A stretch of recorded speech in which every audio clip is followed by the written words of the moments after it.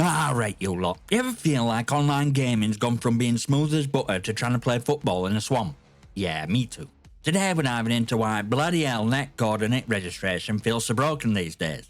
You know what drill? You're aiming dead on, swear you've landed your headshot, but games like, nah mate, you missed instead. Makes you want to bint disc or, let's be real, send a passive-aggressive tweet at 2 AM. Before we get stuck into this absolute mess, don't forget to like, subscribe and all that bollocks. It helps the channel grow and ensures my rants keep coming straight to your feed. Alright, let's crack on.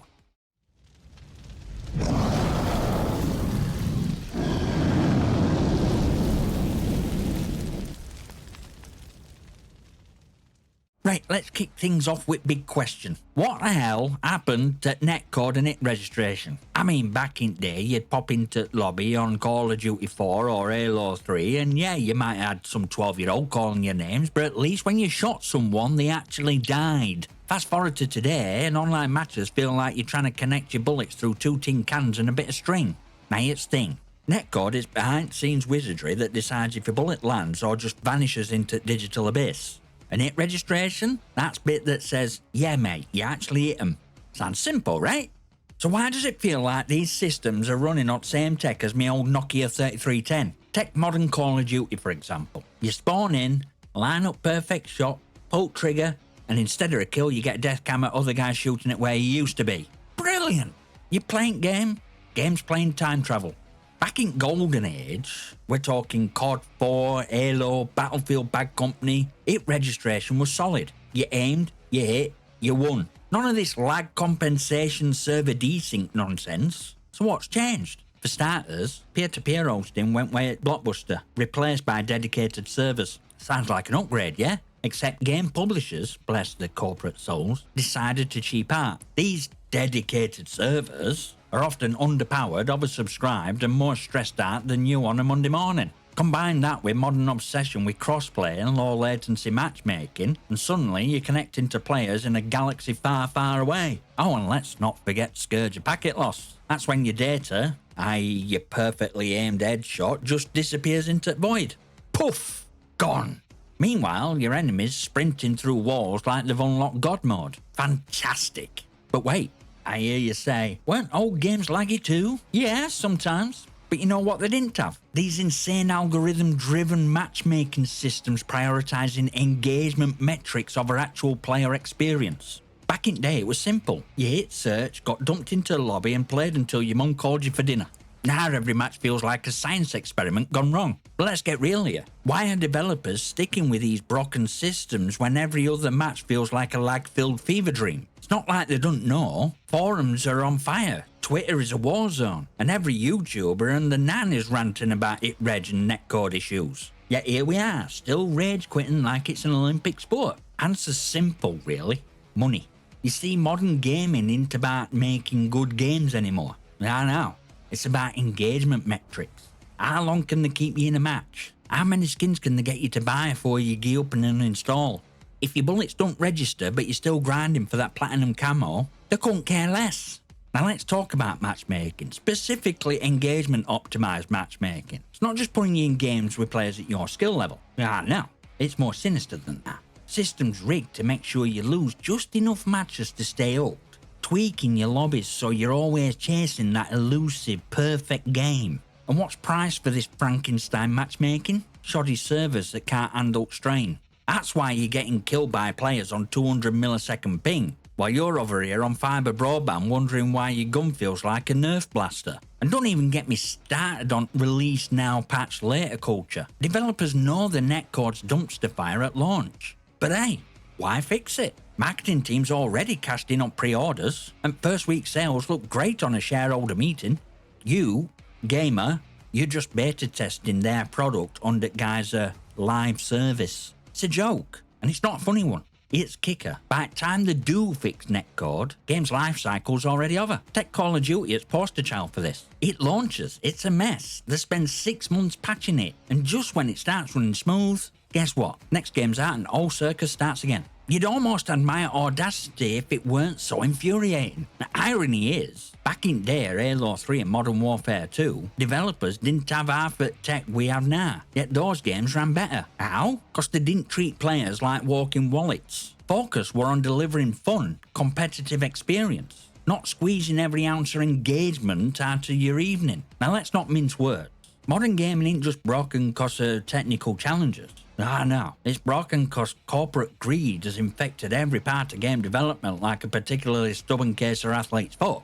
Let me explain. First, let's talk about priorities. Back in day, dev teams were laser focused on one thing, making sure the game actually worked. Hit registration, netcode, server stability, these weren't just afterthoughts, they were foundation. But now, first meeting ain't about gameplay mechanics or smooth online experiences, it's about bloody battle pass. How many tiers can we cram in? How quickly can we push microtransactions?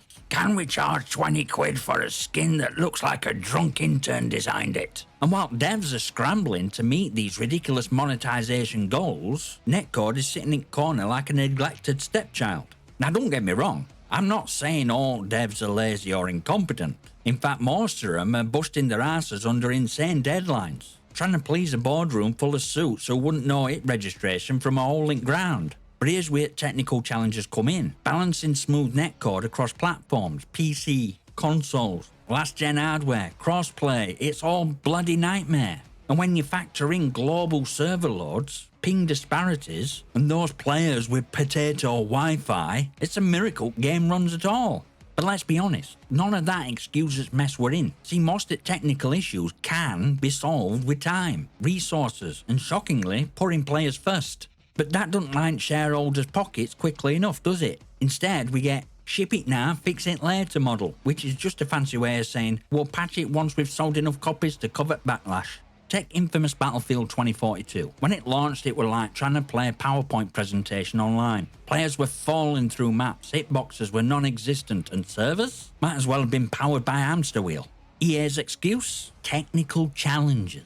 Translation? We knew it were broken, but we'd already spent marketing budget, so enjoy chaos. And it's not just EA. Ubisoft, Activision, even smaller studios, they're all pulling same tricks. Meanwhile, they're defending the broken systems with buzzwords like innovation or emerging gameplay trends, as if we're too stupid to realise it's just a cost-cutting exercise. Want an actual fix? Stop treating live services as an excuse to launch games half finished. But here's kicker, we let them get away with it. We bite pre-orders, we gripe battle passes, and we fall for hype every single time. If publishers realise broken netcode hit the bottom line as hard as it hurts our sanity, you'd better believe they'd prioritise it. But as long as cash keeps flowing, why would they bother?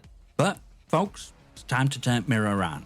You're not going to like this, but we, players, are as guilty as developers when it comes to this netcode and hit registration disaster.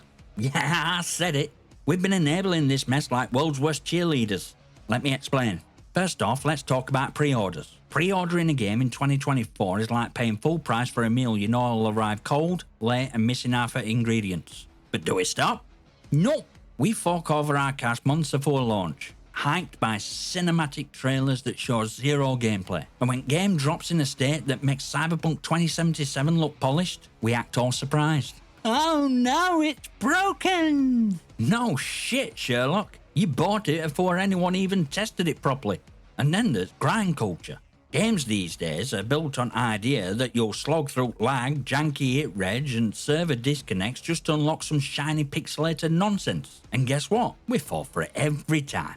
Developers know you'll keep playing despite issues because you've got that FOMO kicking in. I can't quit now, I'm 3 wins away from unlocking Gold Tactical Tutu. They've gamified our brains into tolerating rubbish performance just to chase imaginary rewards. But here's where it gets worse. We keep lowering standards. Remember when we used to judge a game by how fun and smooth it was?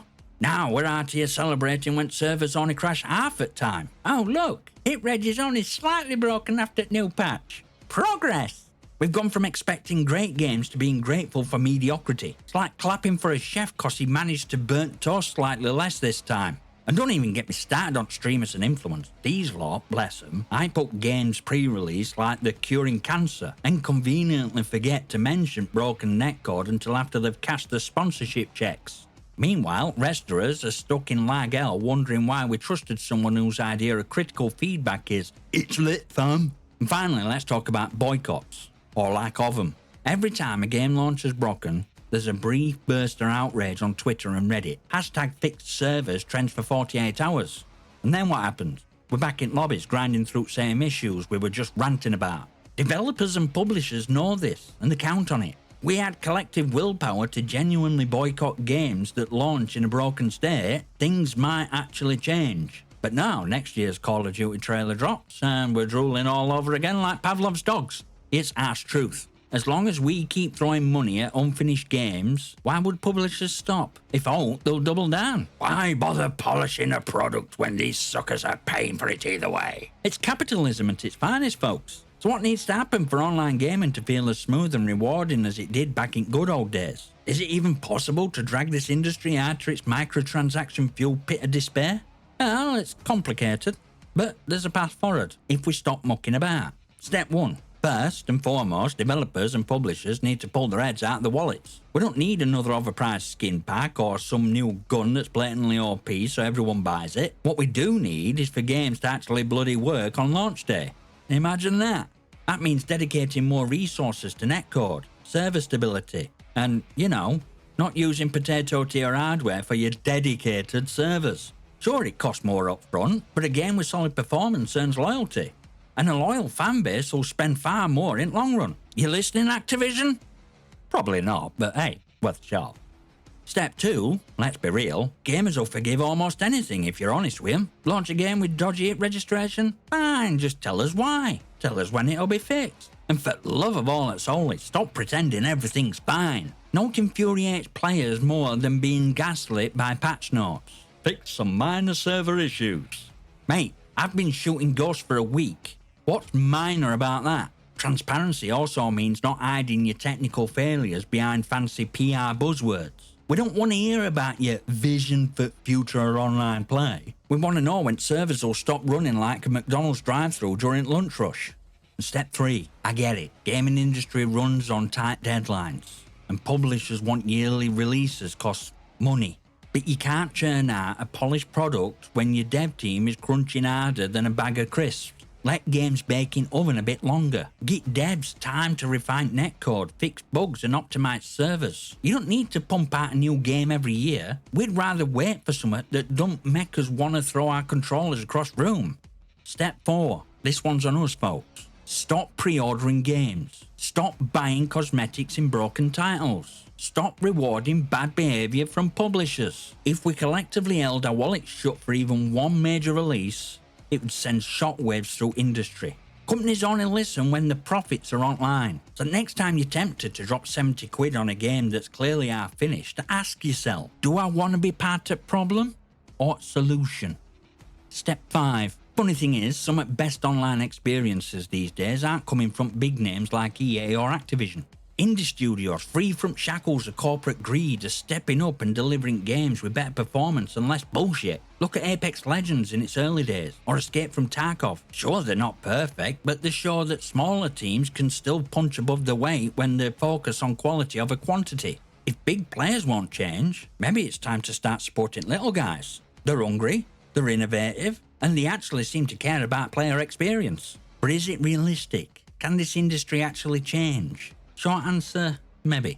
Long answer, only if gamers and developers work together. Publishers will always prioritise profits unless we force their hand. Developers can only do so much under constraints of corporate deadlines. It's a tug of war between quality and greed. Right now, greed's got bigger team. Good news? Gamers are starting to wise up. Backlash against buggy launches, shady monetization practices and poor performance is louder than ever. Change is slow, but it's possible. It just takes a collective effort and maybe a bit more yelling on social media. Now then, let's talk about what's actually becoming gamers' go-to survival tactic. Waiting 6 months to buy a game. It's like gaming equivalent to standing back and letting everyone test food for poison before you take a bite. Smart? Absolutely. But does it really solve the problem, or are we just delaying inevitable? Let's start with obvious. Buying a game on release day these days is a gamble. You're not just buying a game, you're buying a ticket to Bug Circus. Rubber banding, hit registration so bad it feels like firing blanks, and crashes that make you wonder if your console's about to catch fire. 6 months later, most of the big issues are usually patched. Netcode gets tightened up, it-reg finally works, and all those early adopters have spent half a year yelling at developers to fix everything. By the time you jump in, game's finally playable. And hey, it's usually on sale by then too. Win-win, right?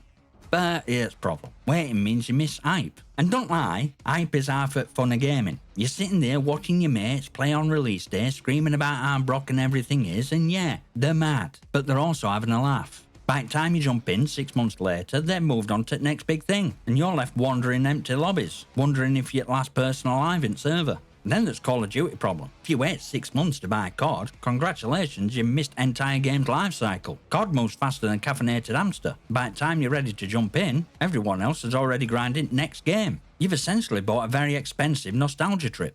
Here's real kicker. Waiting 6 months don't actually force publishers to change. They've already cashed in on pre-orders and day one sales, so whether you wait or not, they've got the money. If all, you just opting out at Chaos while rest at player base beta test game for free. And let's not forget, some games never get fixed. Looking at you, Anthem. Or Battlefield 2042, which technically works now, but by the time they got their act together, no one cared anymore.